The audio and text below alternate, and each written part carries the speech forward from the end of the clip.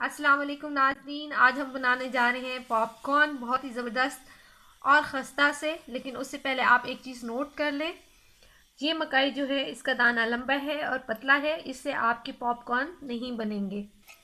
इस मकई को आप देख रहे हैं, ये छोटा दाना है और दूसरे दाने की निस्बत थोड़ा मोटा है, इससे आपके पॉपकॉर्न बनेंगे। चलिए शुरू करते हैं अपनी रेसिपी। हम लेंगे एक फ्राई पैन, ढक्कन वाला आपने ले लेना है। कोई भी चीज़ जो कवर्ड हो, आप चाहें तो पतीले में भी बना सकते हैं, कुकर में बना सकते हैं, जो भी चीज़ कवर हो।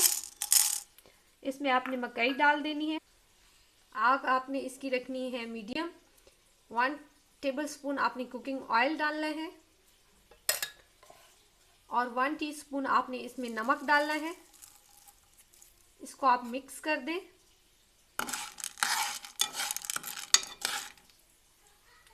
मिक्स करने के बाद आप इसको कवर कर दें। देखिए नाज़रीन, पॉपकॉर्न हमारे बनना तैयार हो चुके हैं। इसको आप ऐसे ही कवर कर। देखिए नाज़रीन, हमारे पॉपकॉर्न हो चुके हैं तैयार, बहुत ही मज़ेदार से क्रिस्पी। आइए चलिए इसको निकालते हैं।